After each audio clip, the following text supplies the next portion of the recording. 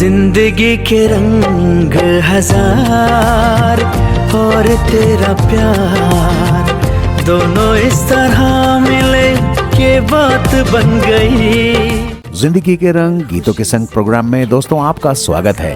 आइए आपको मिलवाते हैं हमारे आपके जैसे सज्जनों और महिलाओं से, जिनकी बातें सुनकर, जिनसे बातचीत करके आपको बड़ा मजा आएगा और उन्हीं के पसंद के गीत भी हम इस प्रोग्राम में सुनेंगे।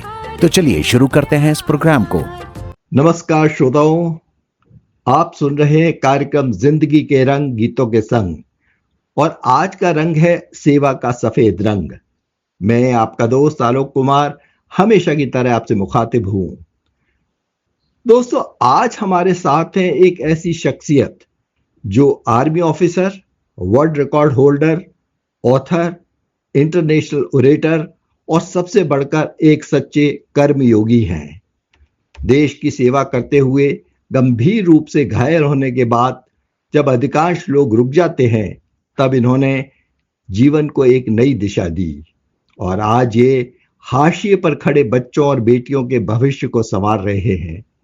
हमारे साथ हैं श्री नवीन गुलिया जी, जो अपने आप को कर्मयोगी कहलाना पसंद करते हैं। नवीन जी, आपका हमारे कार्यक्रम में बहुत बहुत स्वागत है। नमस्कार जी, और आपका हार्दिक धन्यवाद मुझे निमंत्रण देने के लिए। सभी श्रोताओं को भी मेरा नमस्कार। तो नवीन जी, अब शुरुआत करते हैं आज के इस इंटरव्यू की। आपको कर्मयोगी कहा जाते हैं, आपके लिए शब्द का क्या अर्थ है और आप इसके बारे में थोड़ा सा हमें बताइए। ये कर्म योगी, ये शब्द बनता है दो शब्दों से, कर्म और योग। तो जब आप और आपका कर्म एक हो जाए तो वो कर्मयोग हो जाता है। एक माता स्वभाव से कर्मयोगी होती है। एक पुरुष को, एक व्यक्ति को प्रयास करना पड़ता है कि वो कर्मयोगी बन पाए। तो ये कोई उपाधि नहीं है।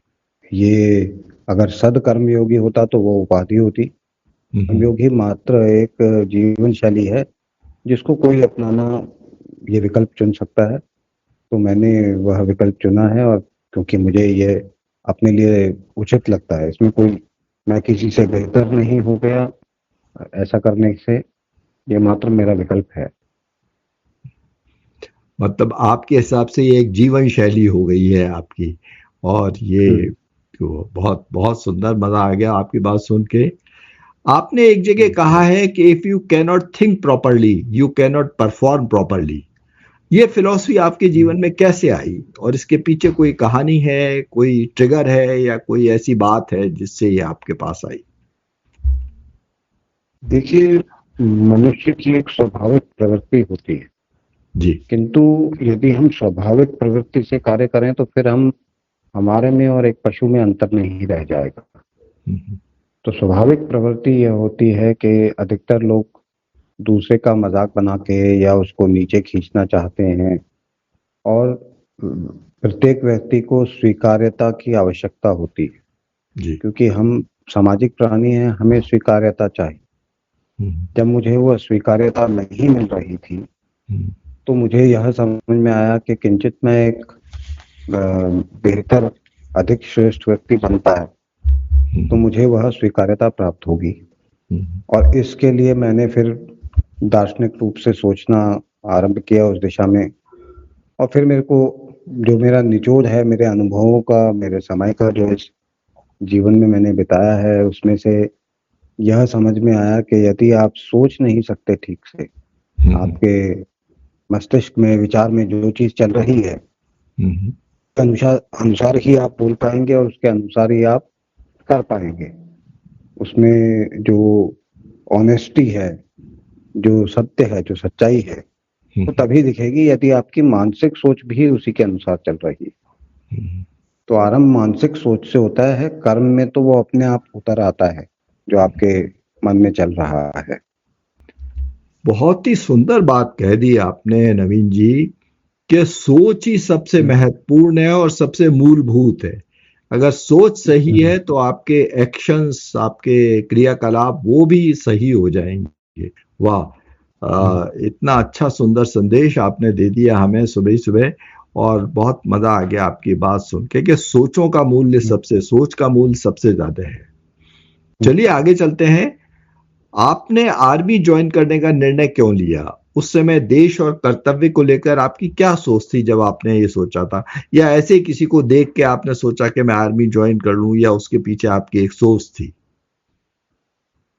देखिए, जब मैं बालक था, युवावस्था में था, तो उस वक्त में इस बात में कोई शंका नहीं कि जब आप किसी डॉक्टर को देखते हो तो आपको लगता है आप डॉक्टर बन जाओ। जी जी। जब आप किसी फौजी को देखते हो तो आपको लगता है कि फौजी बन जाओ। तो वो जो उसका वो रूप होता है वो आपको आकर्षित करता है। जी। किंतु मैं ये कहूँगा कि उस समय मेरे पास यही विकल्प उपलब्ध था। मेरा शैक्षिक स्तर वह नहीं था कि मैं इंजीनियर या डॉक्टर बन पाऊँ, और कोई और विकल्प उपलब्ध नहीं था। यदि आप एक छात्र के जीवन से एक गृहस्थ के जीवन की तरफ बढ़ रहे हैं, तो काम करना तो आवश्यक है कोई ना कोई। और ये जब लोग कहते हैं, जब मैं ये बोलता हूँ कि और मैं प्रयास करता हूँ कि सच जितना मेरा है मैं सच बोलूं, तो मेरे साथी कभी फौजी बोलते हैं कि देशभक्ति के लिए हमने सेना में हम आए, तो मैं कहता हूँ कि तुम झूठ बोल रहे हो, तुम सब नौकरी के लिए आए थे। सच तो बोलो, अपने काम के प्रति सच बोलो। मुझे अपना काम अच्छे से करने के लिए देशभक्ति की आवश्यकता नहीं है, मैं अपना काम अच्छे से करता हूँ। मुझे आपसे अच्छे से बात करने के लिए आपसे प्रेम होना आवश्यक नहीं है, मैं प्रत्येक व्यक्ति से अच्छे से बात करता हूँ। तो मेरा कार्य अधिक, जिस पे आप निर्भर कर सकते हो, डिपेंडेबिलिटी, वो मेरे कार्य की अधिक है।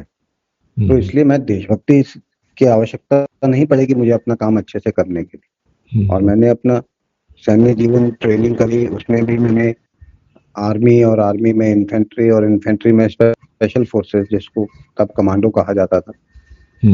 तो मैंने देशभक्ति के लिए, लेकिन अगर मैं कमांडो बनूंगा तो मैं एक बहुत अच्छा कमांडो बनूंगा। उसके लिए देशभक्ति का आवरण ओढ़ने की मुझे आवश्यकता नहीं है, मैं अपना कार्य पूरी निष्ठा से करूंगा। तो ये मेरा जो फौज में आने का विकल्प था, वो मैंने चुना था एक काम के तौर पे। लेकिन मैं कर्म को उतना प्रधान समझता हूँ कि मुझे बाकी आडंबर ओढ़ने की आवश्यकता नहीं होती अपना काम अच्छे से करने के लिए। मेरे ख्याल में नवीन जी आपने बहुत गहरी बात कह दी यहाँ, कि एक आदमी अगर किसी ऑफिस में बाबू भी बन जाता है तो वो एक काम कर रहा है, और उसको वो भी उतना ही देशभक्त है जितना फौज में काम करने वाला आदमी देशभक्त है। मतलब फौज में काम इसलिए आदमी ज्वाइन नहीं करता कि सिर्फ देशभक्ति का ही जज्बा उसको ज्वाइन कराता है। ये एक काम है, और काम को अपना अच्छी तरह से करना चाहिए, चाहे आप फौज में हो, चाहे किसी ऑफिस में हो, किसी बैंक में हो, कहीं भी हो। बहुत बहुत बहुत ही सुंदर बात आपने कही है, और ईमानदारी की बात है जी। मैं आपको एक बात जैसे किंचित इस बात को स्पष्ट करने के लिए वो काम आएगी कि एक सैनिक में और एक आतंकवादी में क्या अंतर होता है। क्योंकि हथियार तो दोनों उठाते हैं जी, उद्देश्य दोनों के पास होता है। आतंकवादी भी खुद को सैनिक कहता है, हम उसे आतंकवादी कहते हैं, लेकिन उसमें एक मूल अंतर है कि सैनिक अपने से कमजोर की रक्षा करता है जी। और आतंकवादी अपने से कमजोर पे गोली चलाता है। जो निहत्थे होते हैं, जिनके पास अपने आप की रक्षा करने का उपलब्ध नहीं होता, वो योग्यता नहीं होती, उनके ऊपर गोली चलाता है आतंकवादी। सैनिक अपने से कमजोर की रक्षा करता है। तो जो अपने से कमजोर की रक्षा करे वह प्रत्येक व्यक्ति सैनिक है। बहुत सुंदर, बहुत सुंदर। और ये जो आपने डिफरेंस बताया, डिस्टिंक्शन किया है, ये भी बहुत सुंदर है। सही बात है, दोनों ही आर्म्स का यूज करते हैं, लेकिन ये दोनों का जो उद्देश्य है या पर्पस है वो बिल्कुल अलग अलग। तो नवीन जी, एक ऑफिसर के रूप में आर्मी ने आपको कौन कौन से जीवन मूल्य दिए? क्योंकि ऑफिसर की ट्रेनिंग तो बड़ी रिगरस होती है और बड़ी डिफिकल्ट होती है, वो आपने पूरी की होगी, आज भी आपके साथ हैं, कुछ ऐसे बताइए उनके बारे में हमें। देखिए, मैं हमेशा छात्रों से भी ये बात करता हूँ और जो सेना में जिन्होंने प्रशिक्षण पाया है उनसे भी यही बात कहता हूँ जी। कि आपका विद्यालय, आपका गुरु, आपकी संस्था आपको कुछ नहीं सिखा सकती। आपको सीखना होता है। वो मात्र सीखने का अवसर उपलब्ध कराती है आपको। उसी स्कूल में, उसी फौज की ट्रेनिंग में किया हुआ व्यक्ति गलत रास्ता भी पकड़ सकता है। तो आपका उत्तरदायित्व तो बनता है कि आप वहां से क्या सीखो। तो वो वह सबसे बड़ी बात है। तो ऐसा नहीं, वैसे सेना का जो उसका प्रारूप, जो उसका स्ट्रक्चर है, वो ऐसा बना हुआ है कि उसमें अधिकतर लोग बहुत अच्छा सीख कर ही निकलेंगे। परिस्थितियां उनको ऐसी ही दी जाती हैं जिससे कि वो सीख कर निकले। तो सीखने वाला तो वहां से भी गलत सीख सकता है। तो सेना में जो हमारा जीवन है, इसमें ये एक युद्ध है। और मेरी एक कविता भी है कर्म युद्ध करके, कि जीवन एक युद्ध है। तो युद्ध के जो सिद्धांत होते हैं वही जीवन में अप्लाई करते हैं। जैसे कि शत्रु जीवन में भी होता है। शत्रु सिर्फ बॉर्डर के उस पार नहीं बैठा होता। आपके जीवन में जो आपका विरोध कर रहा है वो आपका शत्रु है। जी। तो शत्रु से हमेशा लड़ना भी आवश्यक नहीं होता, दूसरा तरीका निकाला जा सकता है। तो जो सेना की और मिलिट्री स्ट्रैटेजी जो होती है वही जीवन में काम आती है।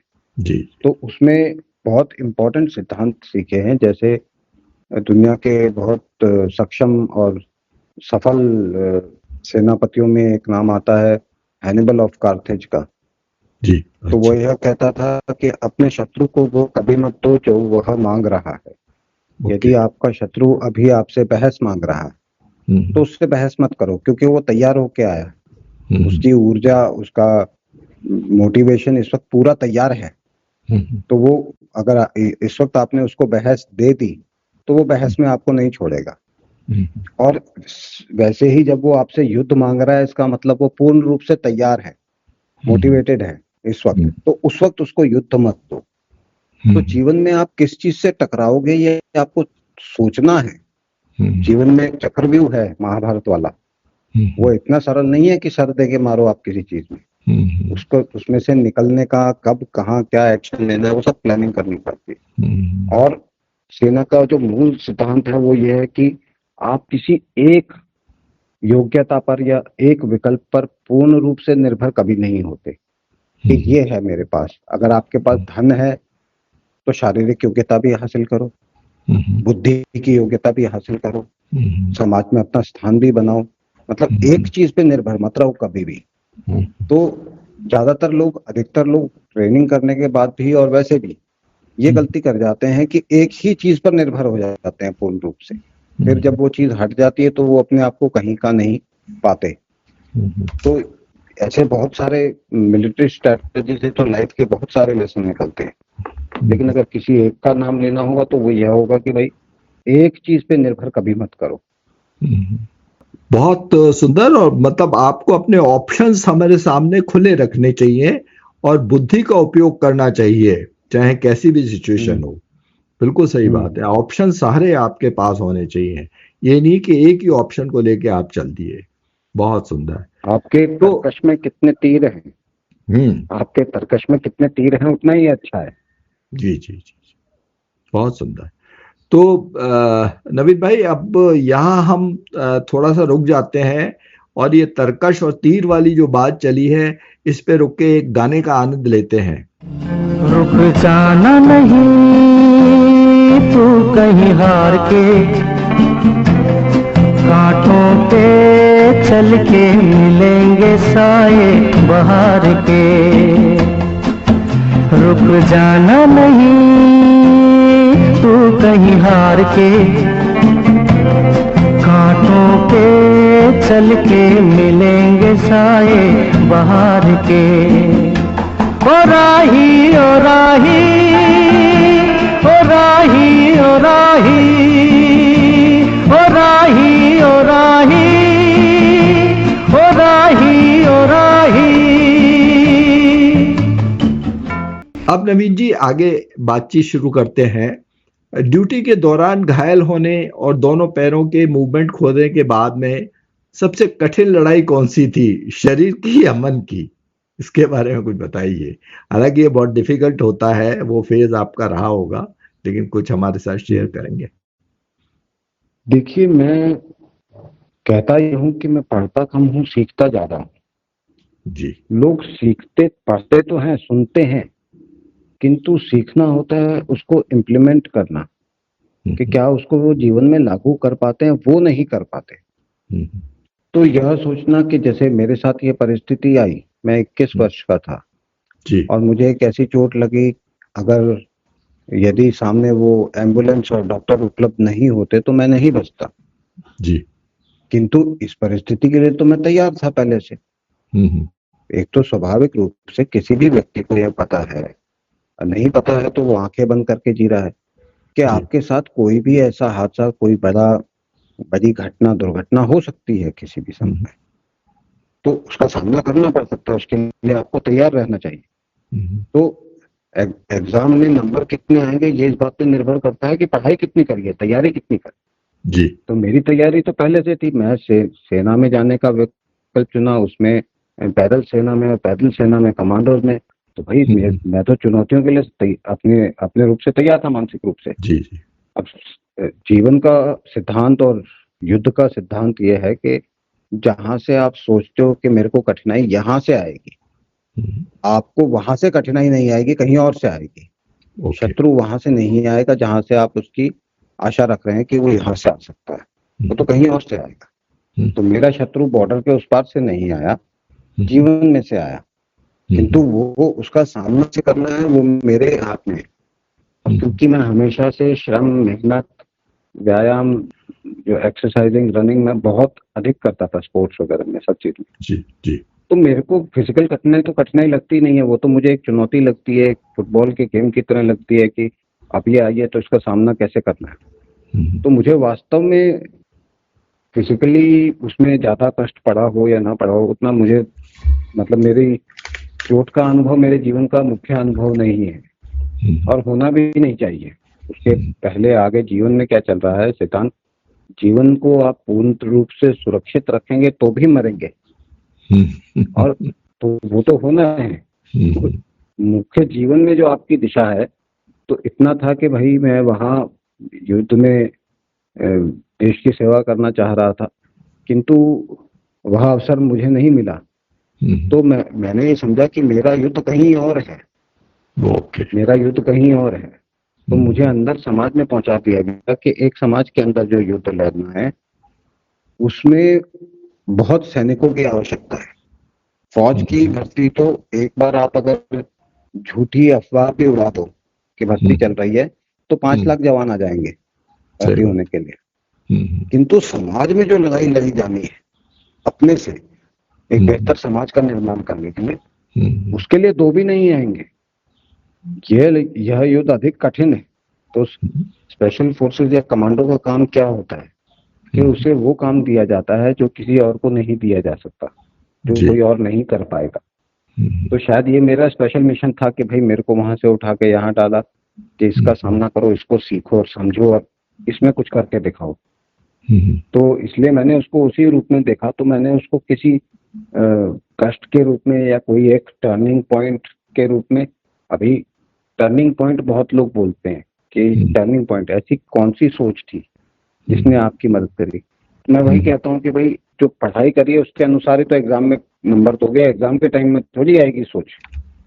तो वो तो परीक्षा की घड़ी थी। तो वो जो मैंने जीवन में सीखा था वो काम आया। और टर्निंग पॉइंट का ये होता है कि जिसके पास योग्यता होती है वो किसी भी परिस्थिति को टर्निंग पॉइंट में बदल देता है। जिसके पास योग्यता नहीं होती उसके सामने से 10 टर्निंग पॉइंट चले जाते हैं, उनको देख भी नहीं पाता, उसको समझ में ही नहीं आता कि ये एक टर्निंग पॉइंट भी था। तो इसलिए वो जीवन स्वयं में, जो आपका जीवन ही एक टर्निंग पॉइंट है। यदि आप वर्तमान जहां बैठे हो, जो कर रहे हो, उसको एक टर्निंग पॉइंट में नहीं बदल सकते तो किसी चीज को नहीं बदल सकते। तो इसलिए परिस्थिति से मैं प्रभावित नहीं होता। और ये यदि कोई व्यक्ति ये न माने कि भाई मुझे दुख नहीं हुआ, तो ये उसकी इच्छा है, किंतु मुझे नहीं हुआ क्योंकि मैं बना वैसे, जो भी है मेरी बनावट वैसी है, मुझे नहीं हुआ उस चीज का दुख। हाँ, अपने जीवन में कुछ ना कर पाया तो कुछ दुख अवश्य होता। तो वही प्रयास है कि जीवन में अवश्य कुछ करता रहूं जो मेरी योग्यता में है और जो मैं कर सकता हूँ। नवीन जी, बहुत मजा आ गया आपकी बात सुन के, और इसलिए भी आया कि आपने कुछ बहुत ही गहरी बात कह दी। क्योंकि योगी की भी यही पहचान है कि वो हमेशा हर स्थिति के लिए तत्पर रहता है, तैयार रहता है। और जीवन में अगर आपकी तैयारी पूरी है तो किसी तरह का भी टर्न आ जाए, बोर्ड आ जाए या कोई गड्ढा आ जाए तो उसमें से आप बड़े ही समभाव से निकल जाते हो। तो ये मुझे लगता है आप कहना चाह रहे हो, और उस बात को आपने बड़े खूबसूरती से बयान किया है। तो उस दौर में किसी विचार या किसी व्यक्ति ने आपको सहारा दिया हो, जिसने आपको टूटने दिया हो, ऐसा कोई विचार या व्यक्ति कोई ऐसा था साथ में आपके? देखिए, मैं अब जो भी हूँ उसमें मेरा कुछ नहीं है। जो आया है वो अपने से बड़ों को देखकर, उनके बारे में पढ़कर, उनके बारे में जानकर वो कहीं से आया है। वो मेरा खुद का उत्पन्न किया हुआ कुछ नहीं। तो यदि वो शक्ति भी आई, वो विश्वास भी आया, तो कहीं अपने माता पिता को देखकर आया। उन्होंने जितना मेरा समर्थन किया उस समय पर, उनको कितना कष्ट उठाना पड़ा, वो सब उसके बनस्पत भी उन्होंने बहुत किया। और तो वो कहीं से देख के ही सीखा है।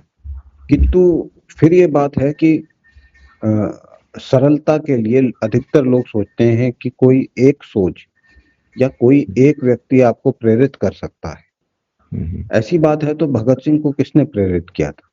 गांधी को किसने प्रेरित? ये किसी एक व्यक्ति की प्रेरणा से नहीं हो सकता।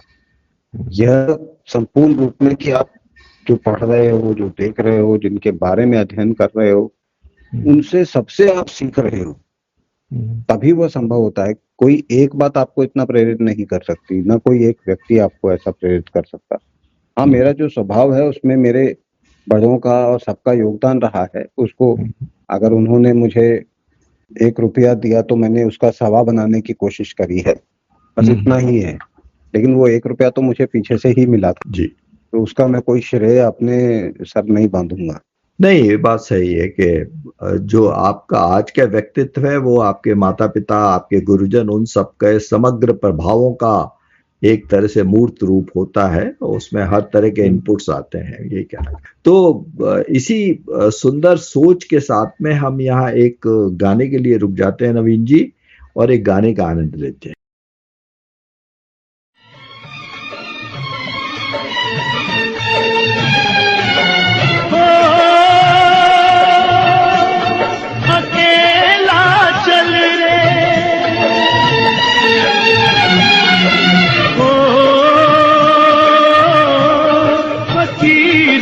चल रे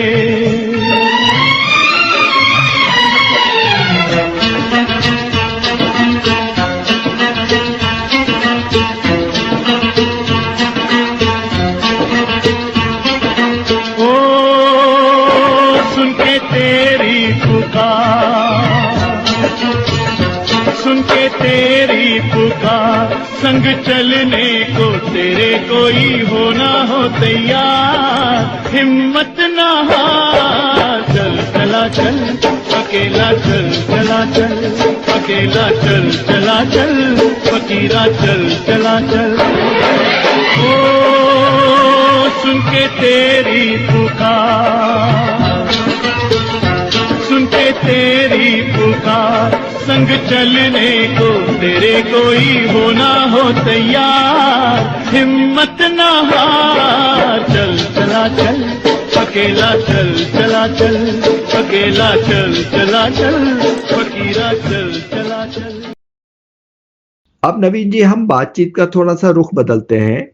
आपने न्यू दिल्ली से मर्सिमिक ला तक एक नॉन स्टॉप ड्राइविंग का वर्ल्ड रिकॉर्ड बनाया था।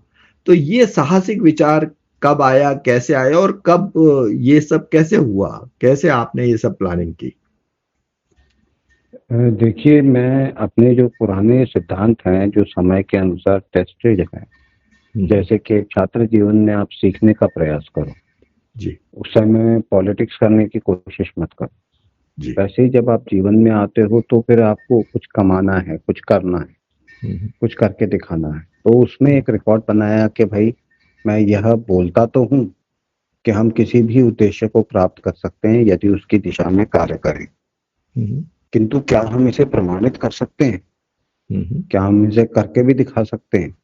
हम्म, तो उसमें मैंने देखा कि भाई जो मेरी योग्यताएं और मेरी हिसाब से जो चीज सबसे उचित बैठती थी हम्म, कि पहाड़ों से मुझे वैसे भी पहले भी लगाव रहा है, तो सबसे ऊंचा जो पहाड़ी दर्रा था जहां आज भी सड़क नहीं है, और बहुत मुश्किल से ही शायद आपको कोई वीडियो मिले कि कोई व्यक्ति वहां गया है। हम्म, तो मैंने नई दिल्ली से वहां तक जाने का, और वो भी बिना रुके, कि सबसे कम समय में वहां पहुंचने वाला व्यक्ति कौन है, तो मैंने ओके, उसको अपने एक तरह के रिकॉर्ड के रूप में चुना, मात्र उस बात को प्रमाणित करने के लिए। हम्म, उसकी तैयारी उसी स्तर पे की गई जैसे किसी एक मिलिट्री ऑपरेशन की या किसी भी ऐसे की जाती है, हम्म, और उसको अचीव करके मैंने वो दिखाने की कोशिश करी कि जो मैं कहता हूँ वह बात सत्य भी है, कि जिस चीज का आप मन बनाएं उस उद्देश्य को आप प्राप्त कर सकते हैं। एक इतने बड़े उद्देश्य या एक बड़े उद्देश्य के को पाने के कुछ नियम होते हैं, ओके, उन नियमों का पालन करना होता है, उस प्रक्रिया का पालन करना होता है, तभी आप उन उद्देश्य को पा सकते हैं। इसमें विल पावर और ये सारी चीजें जो कही सुनी बातें हैं वो इतनी महत्वपूर्ण नहीं रखती। महत्व ये रखता है कि छोटी बातें जो तैयारी में, जो वास्तव में उस कार्य में काम आने वाली, कि उस उद्देश्य को कैसे पाया जाना। विल पावर ही अगर काम करती तो विल पावर तो मेरे में है, तो क्या मैं वर्ल्ड का चेस चैंपियन बन जाऊंगा? नहीं। तो विल पावर आपको नहीं बनाती, उस उद्देश्य को पाने के लिए करना क्या है, कार्य क्या है, वह महत्वपूर्ण होता है। तो मैंने एक उद्देश्य स्थापित करने के लिए वह किया था, और उसके बाद लोग मेरे से पूछते भी रहते थे कि भाई अगला पहाड़ का आप चाह रहे हो? तो मैं यही कहता हूँ कि भाई वो उस आयु और उस उम्र और जीवन के उस पड़ाव का पर ही ठीक लगता है। अब वो कर लिया, बार बार यही करते रहने की आवश्यकता नहीं है, और बहुत कुछ है जीवन में करने के लिए। वो पड़ाव को मैं एक तरह से पार कर चुका हूँ, और वो पहाड़ वहां पे पहुंचना एक अपने ऊपर जीत पाने का एक प्रयास था, कि अपने ऊपर मेरा कितना कंट्रोल है। विजय किसी दूसरे पे जीत पाने का उद्देश्य जीवन में होना भी नहीं चाहिए। अपने ऊपर यदि आप जीत पा सकें जी। तो वह सबसे बड़ी बात है। अच्छा, तो ये आपने ड्राइविंग की थी कैसे? गाड़ी का चुनाव और ये सब कैसे? कोई कस्टमाइज्ड व्हीकल बनी थी आपके लिए? क्या था ये, कुछ थोड़ा सा बताएंगे? मैं वैसे ही पूछ रहा हूँ, सवाल दिमाग में आया। ये देखिए, हरियाणा में एक मुहावरा है कि आपे मरे हरि दीख्या करे। हाँ, मतलब अपने मरने से ही ईश्वर दिखता है। बिल्कुल ठीक है। तो मैं बहुत लंबे समय से ड्राइविंग कर रहा था। शुरू में वो ड्राइविंग करना कितना मुश्किल पड़ा था।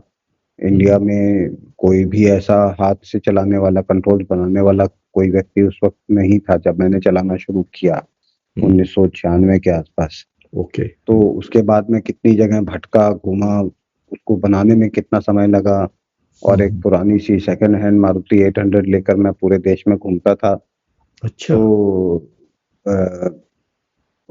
पहली बार लद्दाख उसी से गया था मैं। तो इसलिए एक लंबा प्रोसेस था, और जब मेरे को ये गाड़ी टाटा मोटर्स के द्वारा प्रोवाइड की गई, तो मॉडिफाई करने का काम मेरा ही था उसमें। ओके। तो वो तो अच्छा। सिर्फ गाड़ी उपलब्ध करा सकते थे, तो बाकी क्या? जो उसमें मॉडिफाइंग का काम है, कैसे चलानी है। अब ऑटोमेटिक गियर वाली गाड़ियां आती हैं। उस जमाने में ऑटोमेटिक वाली कोई बहुत महंगी होंडा अकॉर्ड वगैरह होती थी, जो कोई खरीद नहीं सकता था साधारण व्यक्ति। जी जी। तो गियर वाली ही चलानी पड़ती थी, जिसमें कि 2 हाथ से आपको clutch, brake, accelerator, steering, indicator, सारी कंट्रोल 2 ही हाथ से कंट्रोल करने होते हैं। Okay okay. अच्छा। और उसमें भी मेरी उंगलियां काम नहीं करती हैं। हाथ काम करते हैं लेकिन उंगलियां काम नहीं करती। तो उसके बनस्पत भी मैं उसको कर पाया। तो वह यही है कि जिस चीज पे आप अपना मन लगा लें वो आप कर सकते हैं। एक सर्कस वाला भी तो इतने सारे चाकू को उछाल सकता है एक साथ। तो प्रयास करें तो हो तो कुछ भी जाता है। तो इसलिए उसमें एक लंबा समय लगा था उसकी तैयारी में, तभी मैं वो कर पाया। मतलब एक्सीलरेटर, क्लच और ब्रेक सब कुछ हाथों से ही कंट्रोल करते थे आप? ये तो हाँ, एक्सीलेटर, क्लच, ब्रेक तो आप जो ड्राइविंग करता है वो जानता है कि इन तीनों की एक साथ भी जरूरत पड़ जाती है। सही है बात। तो इसलिए, और साथ साथ स्टीयरिंग और बाकी कंट्रोल जो हॉर्न इंडिकेटर स्टीयरिंग भी बाकी है, सारे कंट्रोल भी, स्टीयरिंग भी है, stick गियर है। भी है। हाँ, तो वो सारे 2 हाथ से कंट्रोल हो जाते थे सबके सब। अद्भुत है, अभ्यास अद्भुत के है। साथ। अद्भुत है सब। और फिर इतनी ऊंचाई पे ले गए आप उस गाड़ी को, 18,632 फीट की ऊंचाई बताई है मर्सिडीज की। हाँ हम्म, हाँ। तो अद्भुत है। हमें कोई उद्देश्य बड़ा इसलिए लगता है हम्म, कि हम उसे एक बार में पाना चाहते हैं, हम्म, तो फिर वो बड़ा लगता है। अगर थोड़ा थोड़ा छोटे स्टेप्स लेके आप करें तो कितना भी बड़ा उद्देश्य हो पूरा हो जाता है। तो अभी भी वहां दिल्ली के आसपास या हरियाणा की ट्रैफिक में आप उसी गाड़ी को चलाते हैं? अभी तो ऑटोमेटिक गाड़ियां आ गई हैं, और जैसे मैंने आपको कहा कि ऐसा नहीं कि मैं अभी उस पहाड़ी दर्रे पे नहीं जा सकता या किसी और पे, हम्म, किंतु वो जीवन में उसका एक समय होता है, हम्म, तो वो समय ही उसके लिए उचित होता है। बाद में यह है कि भाई आप समाज के लिए, अन्यथा परिवार, समाज, सबके लिए, संसार के लिए क्या कर सकते हैं, उस पे ध्यान होना चाहिए। अन्यथा कर तो मैं अभी भी सकता हूँ उसको, तो उसमें कोई कष्ट नहीं है। चलिए फिर हम थोड़ा सा रुख बदलते हैं। आप 3 भाषाओं में लिखते हैं विन जी। In quest of the last victory, वीर उसको जानिए, और गांधी बनाम भगत, एक संत एक सैनिक। ये जो लेखन प्रक्रिया है, ये आपका एक्सप्रेशन है, एक रिस्पॉन्सिबिलिटी समझते हैं, इसके बारे में थोड़ा सा बताइए हमें। देखिए, बिकॉज बहुत सारे लोग मुझे ऐसे मिलते हैं जो कहते हैं कि वो भी एक बुक लिखना चाहते हैं। तो जो कहानी लिखने का जो कला होती है, जो प्रतिभा है उसके लिए, वो बचपन से आती है, क्योंकि एक लेखक प्रत्येक घटना को एक कहानी के रूप में देखता है और उसको बहुत कुछ याद रहता है, इसी कारणवश कि वो हर घटना को एक कहानी के रूप में देखता है। तो वो कहानी सुनाने का जो तरीका है और कहानी बताने का है, वो एकदम से नहीं आ सकता किसी को। बचपन में कहीं लिखना शुरू किया और शुरू में उसकी प्रशंसा मिली अपने अध्यापकों से, तीसरी चौथी क्लास में लिखना शुरू किया था, तो मिली तो प्रशंसा, तो लिख करने का मन किया, तो वो करते गए और वो थोड़ा थोड़ा करके बेहतर कुछ होता गया। तो ऐसे वो मतलब मेरी जो बात है, मेरे मन में जो विचार है, यदि मैं वो किसी को व्यक्त न कर पाऊं अथवा उसे लिख न पाऊं, तो उसके होने का क्या लाभ है जी। किसी भोजन का लाभ तभी है जब वो उपलब्ध हो। तो मैं संसार को अपना सीखा हुआ, अनुभव किया हुआ अगर साझा कर सकता हूँ, तो तभी उसका महत्व है। अपने पास के उसका क्या लाभ है। बहुत सुंदर। और शायद ये वीर उसको जानिए आपने मुझे भेजी थी, मैंने कुछ पढ़ी इसमें से। आपने प्रोज और पोइट्री का बहुत अच्छा इसके अंदर एक कॉम्बिनेशन बनाया। मैंने थोड़ी सी पढ़ी थी तो मुझे बड़ा इंटरेस्टिंग लगा जो आपने कॉम्बिनेशन किया है। प्रोज आता है, फिर पोइट्री आती है, इस तरह से ये चलती है किताब। होता भी है। मुझे अधिकतर लोगों ने ये कहा कि तुम स्पोर्ट्स भी खेल रहे हो, कविता भी सुना रहे हो, शायरी भी कर रहे हो, इंग्लिश सॉन्ग भी लिख रहे हो। भाई एक चीज करो, एक चीज करोगे तो अधिक सफलता प्राप्त होगी। तो मैंने कहा जीवन एक है, उसमें मैं एक ही चीज क्यों करूंगा। मतलब सफलता मुझे कितनी कम मिल जाएगी ठीक है, लेकिन जीवन को व्यर्थ नहीं करना चाहता। जीवन में मैं सब कुछ करूंगा। तो वो कहते हैं jack of all trade and master of none. Master of नाना। तो मैं बोलता हूँ भाई, मेरे को अगर यदि जीवन का दोबारा विकल्प भी दिया गया तो भी मैं जैक ऑफ ऑल ट्रेड्स ही बनना पसंद करूंगा। तो बहुत क्योंकि मुझे ये बात सुन के बड़ा अच्छा लगा। ये कई लोग ये भी एक नजरिया है कि हाँ हाँ हम क्यों मास्टर एक बने, और जैक ऑफ ऑल ट्रेड रहने में क्या बुराई है। बहुत बढ़िया लगी आपकी बात में सुन आपको के। कितने ओलंपिक गोल्ड मेडलिस्ट मिलेंगे या ऐसे सुपर अचीवर, लेकिन आप जब उनसे किसी भी और विषय पे बात करेंगे उन्हें कुछ पता ही नहीं होगा। तो ऐसा जीवन करके क्या लाभ है कि भाई किसी एक चीज के लिए आपने ऐसा किया कि आपको किसी और बात का ज्ञान ही नहीं है। और ज्ञान संपूर्ण रूप से होता है कि थोड़ा आपको भाषा का ज्ञान हो, थोड़ा दर्शन शास्त्र दार्शनिक विचार हो, थोड़ी आर्टिस्टिक वो भी हो आपके अंदर। सब चीजों का मिलके ही कुछ एक मेल बना। चलिए चलिए, आपने मेरा अपना ये नजरिया मेरे थोड़ा सा पुख्ता कर दिया। बहुत बढ़िया, मजा आ गया। जी। चलिए, तो यहाँ हम एक इस नजरिए के लिए गाने के लिए रुक जाते हैं, एक छोटा सा ब्रेक ले लेते हैं।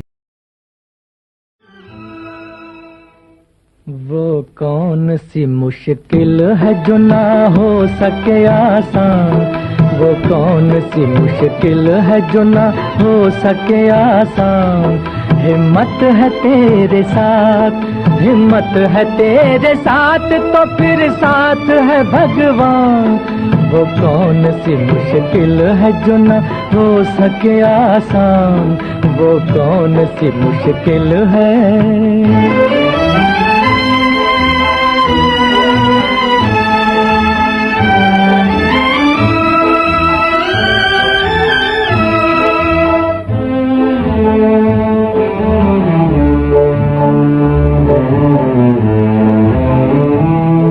सुई से महल बनते हैं, मिट्टी से बने सोना। किस्मत के साथ खेलो, किस्मत है एक खिलौना।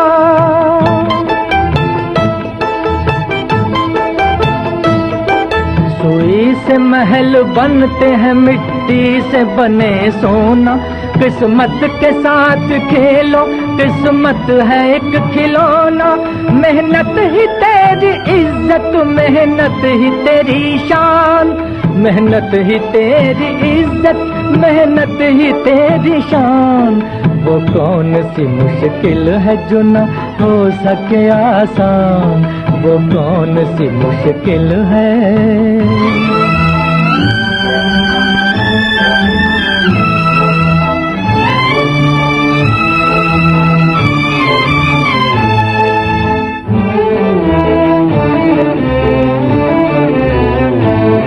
तकदीर से बिगड़ी हुई तकदीर बदल जाए, उलझे हुए हालात की तस्वीर बदल जाए।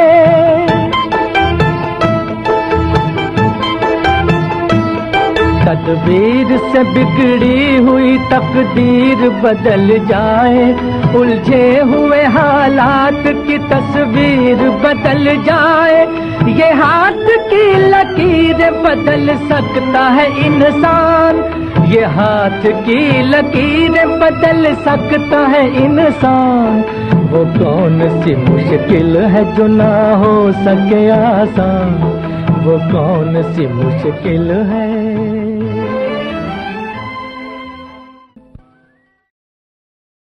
हाँ नवी जी, आपने कई टेडेक्स टॉक्स भी दिए हैं और आईआईएम, एनडीए, आईएमए जैसे संस्थानों में भी आपने उद्बोधन किए हैं।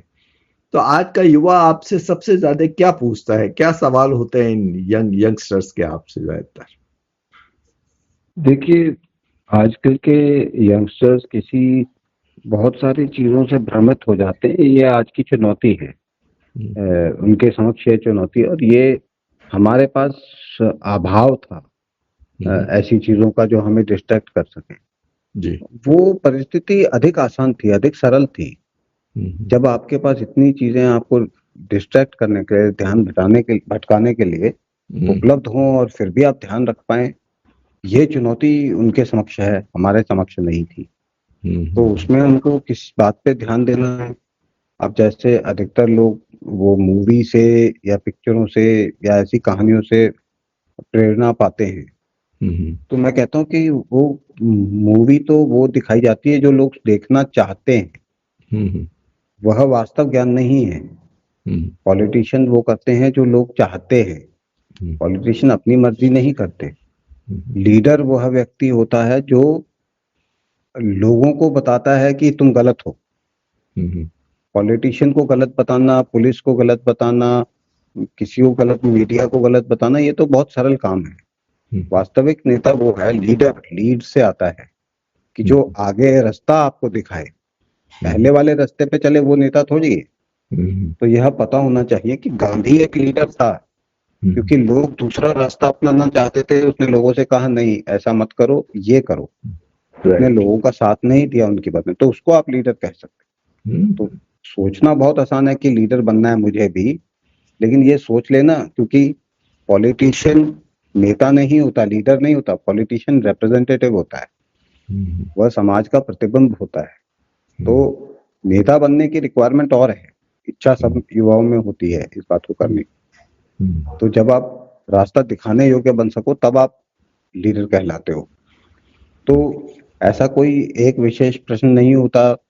काफी युवा रिलेशनशिप रिलेटेड क्वेश्चन पूछते हैं, तो मैं उनसे कहता हूँ कि सर्वाधिक महत्वपूर्ण, वैसे तो आपको बचपन से हर कहानी में एक राजकुमार और राजकुमारी और सिंड्रेला और स्नो वाइट और ये कहानियां बचपन से ही सुनाना शुरू कर देते हैं, और फिर पिक्चरों में भी आप यही देखते हो। तो आपको लगता है कि आपको प्रेम किससे होगा, किसके साथ रहोगे, ये जीवन का सबसे बड़ा ये है उद्देश्य। मैं इस कारण से तो दुनिया में किसी का नाम नहीं हुआ और ना कोई योगदान रहा किसी ऐसे व्यक्ति का इस संसार में। ये महत्वपूर्ण नहीं होता। महत्वपूर्ण होता है कि आप व्यक्ति कैसे हो। महत्वपूर्ण ये होता है कि आपका योगदान क्या है, आपका कार्य क्या है, वह आपका जीवन का सबसे महत्वपूर्ण वो है। यदि आप ऐसे किसी व्यक्ति के, भाई व्यक्ति है, कोई पशु थोड़ी है कि आपने बांध के रखा हुआ है, किसी की इच्छा करे चला जाए।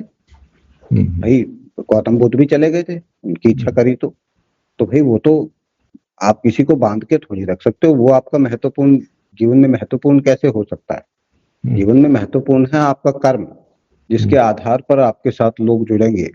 और कैसे लोग जुड़ेंगे यह इस बात पे निर्भर करता है कि आपका कर्म कितना सुदृढ़ है, कितना निष्ठा के साथ किया गया है उससे।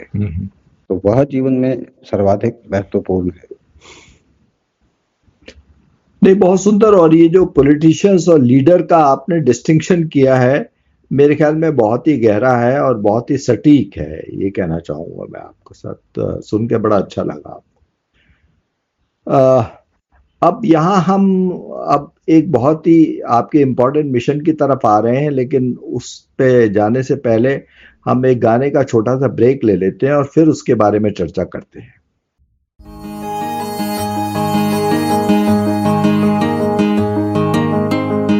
ऊंची है दीवारें, लंबी है डगर, ना है हम राही ना है हम सफर।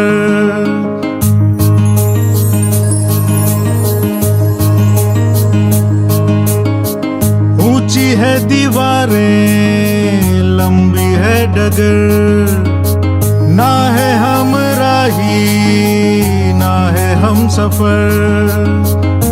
हौसलों के दम पर जिंदगी की राहों में तू बढ़ता चल, तू बढ़ता चल, तू बढ़ता चल, तू बढ़ता चल।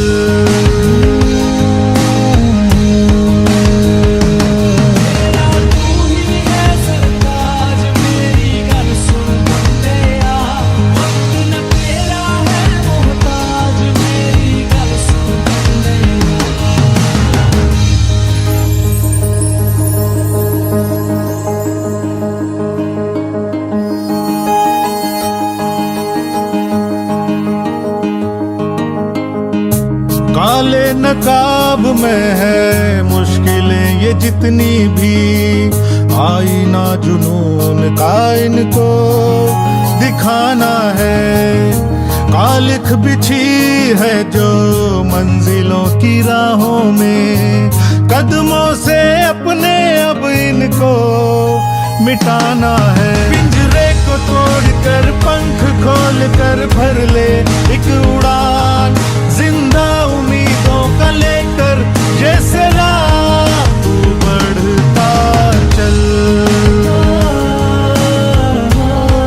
तू बढ़ता चल,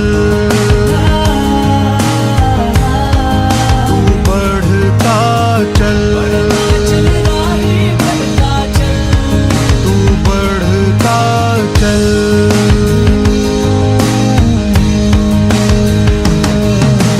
कोशिशों में ख्वाहिशों का ऐसा रंग तू घोल दे, जिसके रंग में रंग जाए ये दुनिया। करके बुलंद इन हौसलों को हासिल कर अपना मकाम, तेरी जीत के आगे झुक जाए दुनिया। रुकना नहीं है अब तुझको, हासिल होगा वो सब तुझको, पथरीली राहों में विश्वास के सहारे। नवीन जी, आपने अंडर प्रिविलेज बच्चों, विशेषकर दूर दराज इलाकों के बच्चों के लिए काम करने का निर्णय लिया है, तो इसके पीछे क्या प्रेरणा रही, क्या कारण रहा, ये कैसे संभव हुआ, कुछ इसके बारे में बताइए। देखिए, ये उसी प्रक्रिया का एक और चरण है कि छात्र से गृहस्थ, और गृहस्थ के बाद जब आपके पास आ जाए तो आपको देने का प्रयास करना चाहिए, और दिया किसे जाना चाहिए, वो नहीं जो टीवी पे दिखाया जा रहा है या जिसकी चर्चा अभी हो रही है, वह जिसकी चर्चा नहीं हो रही है, जिसके पास आवाज नहीं है, जो समाज में सबसे दुर्बल है, उसके लिए कार्य किया जाना चाहिए। तो यह मैं उनके लिए कार्य नहीं कर रहा, यह तो मैं अपने जीवन का अगला जो अध्याय है, अगला जो मेरा चरण है, अगला जो मेरा उत्तरदायित्व है, उसको निभा रहा और निष्ठा के साथ निभाने का प्रयास कर रहा हूँ। और इसमें मुझे बहुत बच्चों का प्यार मिल रहा है, बहुत लोगों का प्यार मिल रहा है, और वास्तव में एक व्यक्ति को जीवन में प्यार ही चाहिए होता है, बाकी तो मिल जाता है गुजारे लायक, उसमें कोई इतनी कठिनाई नहीं होती है। तो मेरे को तो इसका लाभ ही लाभ मिल रहा है, तो ये मेरा स्वाभाविक अगला चरण था जीवन का। इसमें मैं कितने बच्चों को लाभ पहुंचा पाऊंगा यह आवश्यक नहीं है। गांधी ने नमक की फैक्ट्री नहीं लगाई थी, एक मुट्ठी नमक उठाया था मात्र जी। आप एक बच्चे की मदद करो, लेकिन ऐसे करो कि वह स्वयं में एक मिसाल बने, ताकि और लोग भी करें, और फिर और लोग करेंगे तो वो समस्या अपने आप ही दूर हो जाएगी। तो काम चाहे कम किया जाए, किंतु उसको किया किस निष्ठा से जा रहा है, मायने वह रखता है।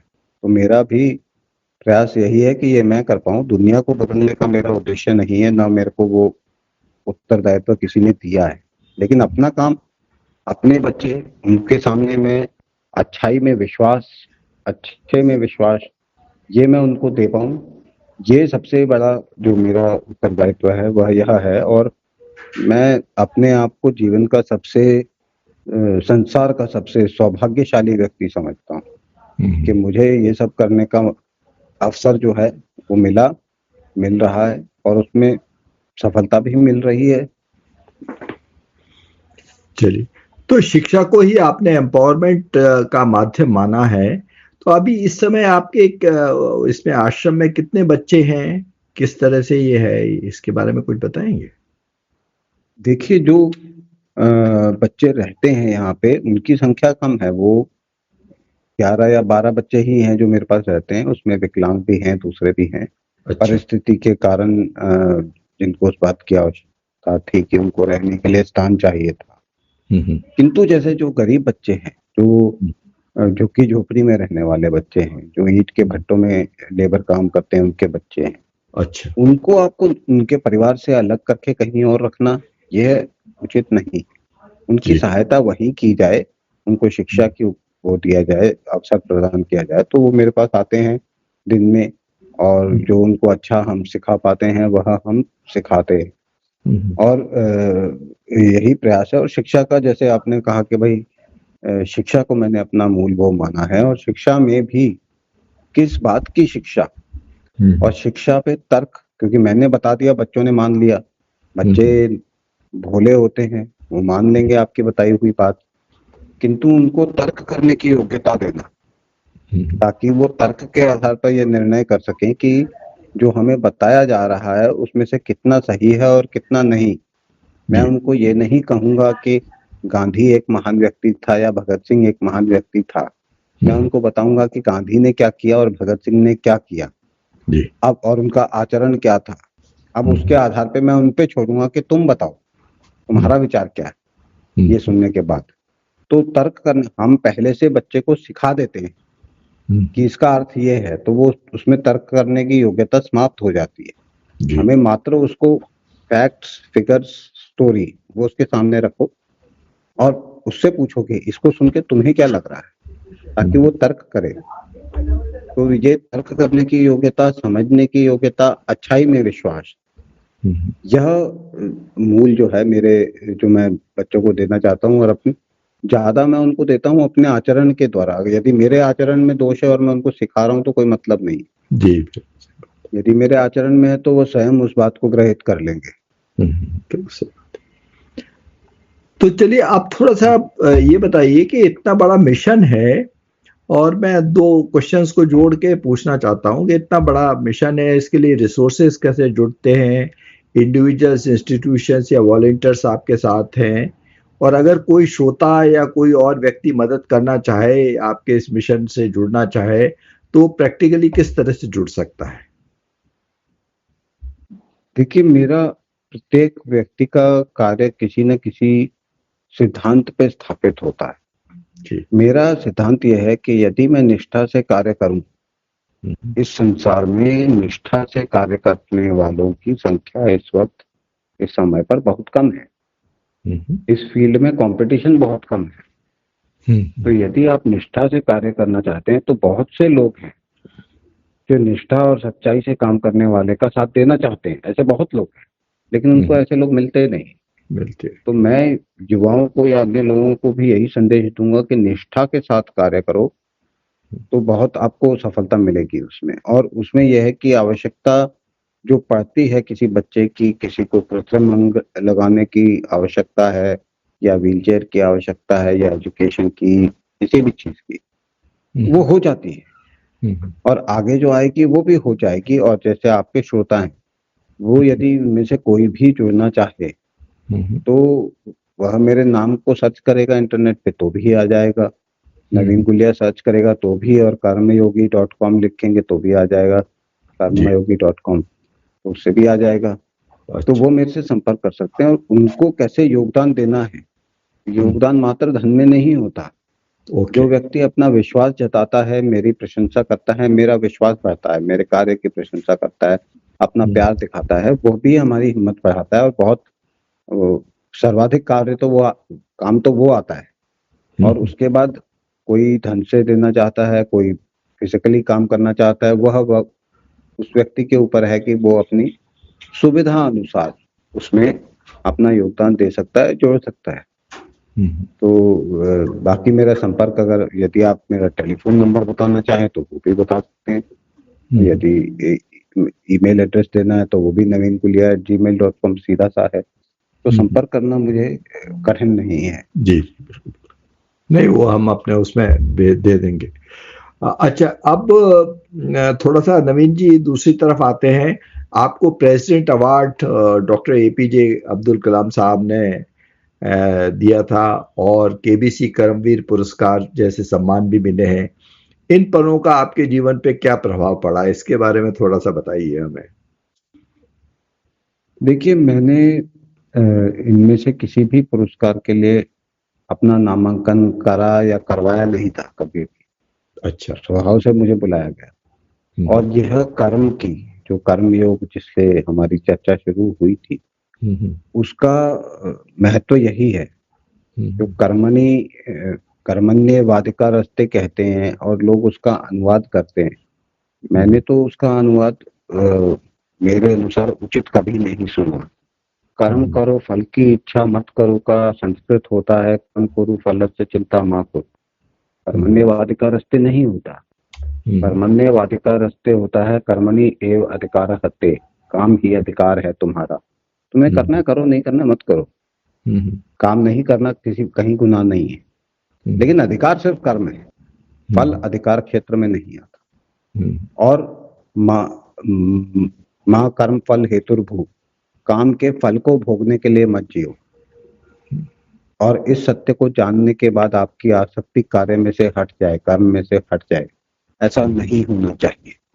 तो मैंने इस सिद्धांत का पालन किया है। और मैंने जैसे वर्तमान में जिन लोगों से सीखा, जो पुराने हैं, बाकी हैं, सीखा तो बहुतों से हैं, लेकिन जिनका नाम लोगों को भी पता होगा, ऐसे 3 लोग हैं डॉक्टर APJ अब्दुल कलाम, जी सचिन तेंदुलकर या अमिताभ बच्चन जी बहुत डेडिकेटेड, बहुत हार्ड वर्किंग, बहुत साधारण जीवन जीने वाले, पैथान होने के बाद भी बहुत साधारण जीवन जीने वाले, बहुत निष्ठा से कार्य करने वाले, किसी के बारे में बुरा नहीं बोलने वाले, इन लोगों से देख के मैंने सीखा और मैंने इनसे मिलने का प्रयास नहीं किया, फिर भी मेरा उनसे मिलना हो गया। ये कर्म की सफलता है कि जब आप निष्ठा से कर्म करोगे तो फल स्वाभाविक हो जाता है, लेकिन यदि आपका ध्यान फल पे रहा तो फिर वो नहीं मिलेगा, फिर वो उसमें परेशानी आ जाती है। तो इनसे मिलना मतलब मैं बिना प्रयास किए मिलना हो गया और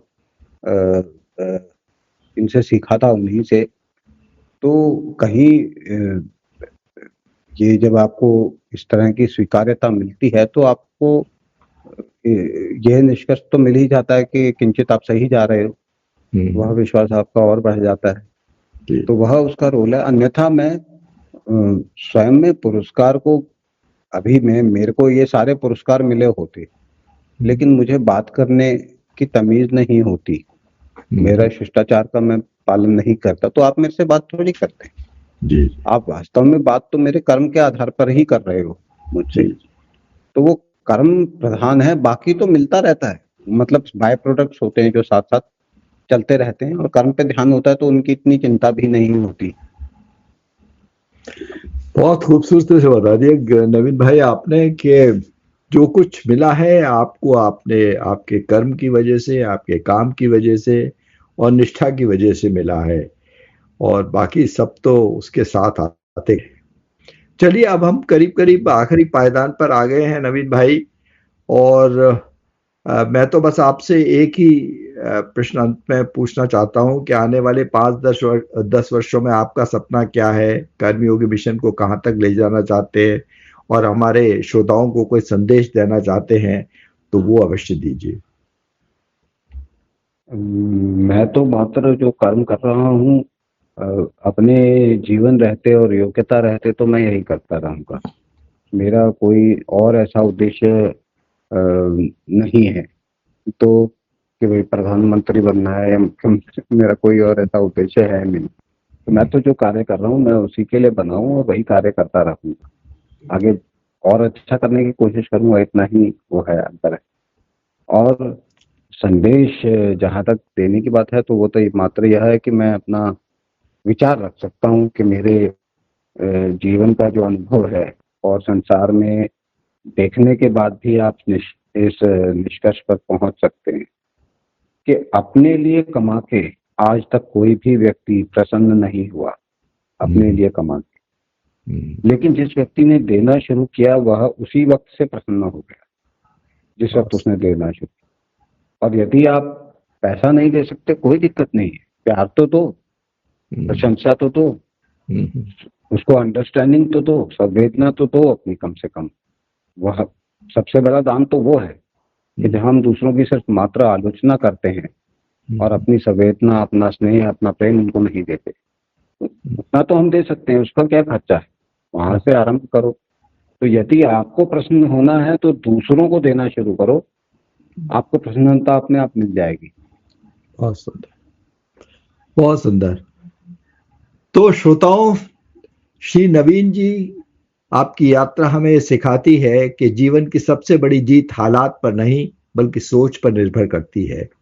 आप एक सैनिक थे, आज भी हैं, बस अब आपकी लड़ाई अज्ञान, असमानता और असहायता के खिलाफ है। आपके विचार, आपके कर्म और आपका साहस हमारे श्रोताओं के लिए गहरी प्रेरणा है। आपका बहुत बहुत धन्यवाद नवीन जी कि आप अपने अनुभव और दर्शन हमारे साथ साझा किए। धन्यवाद, नमस्कार। तो श्रोताओं, अगर ये बातचीत आपको सोचने पर मजबूर करे तो समझिए यही एक कर्मयोगी की असली जीत है। मैं हूं आलोक कुमार, आपसे विदा लेता हूं और सुनते रहिए जिंदगी के रंग गीतों के संग। नमस्कार। जिंदगी के रंग हजार। दोस्तों, जिंदगी के रंग गीतों के संग के आज के इस प्रोग्राम में बस इतना ही। कल एक और नए सज्जन और महिला हमारे साथ हाजिर होंगे आपके लिए मजेदार बातें और गीत लेकर। सुनना न भूलिएगा। छोटी सी हमारी कायनात बन गई।